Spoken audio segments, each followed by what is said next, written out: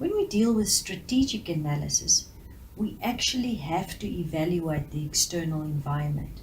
It's also referred to as the macro environment.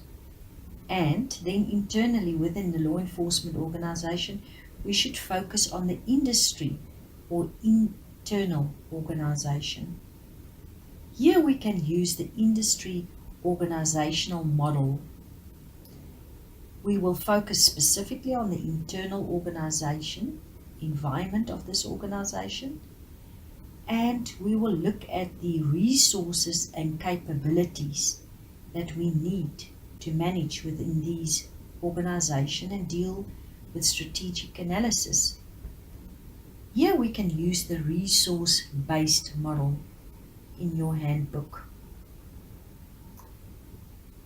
To give us a complete picture, we can focus on the interrelationship between an organization and its external environment. You will see on this diagram, we have the internal organization, the environment, right in the middle of this diagram. And then we have the different macro environment elements on the sides. For instance, when we focus on the political, legal environment, we do that on a global level and a country level.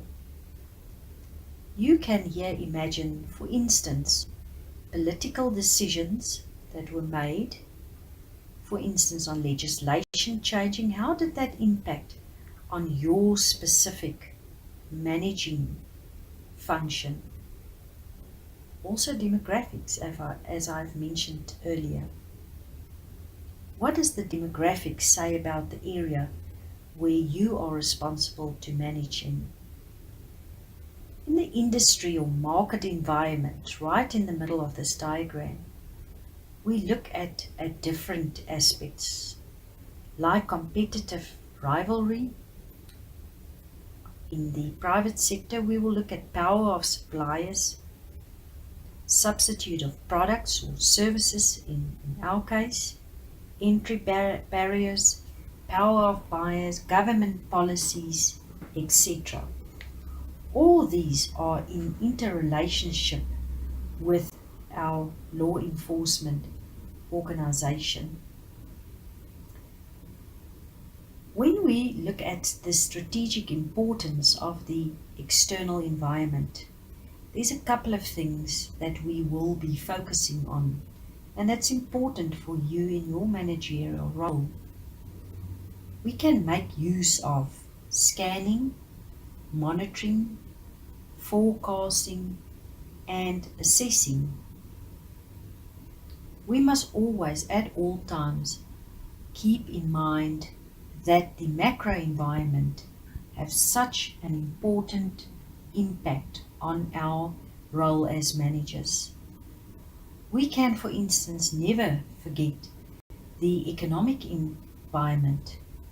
Just think of the implications of you dealing with a budget in your organization and the VAT price that went up with 1%.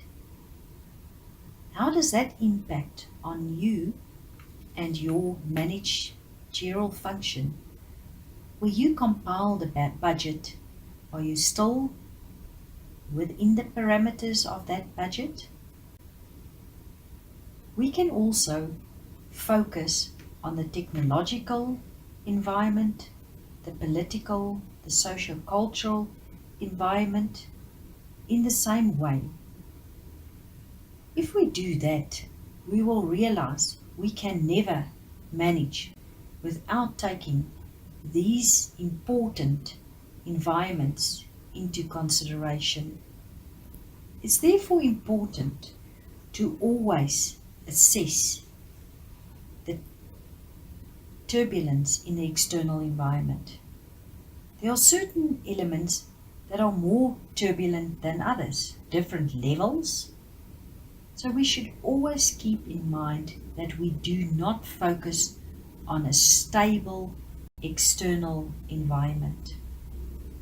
There's also many opportunities and threats.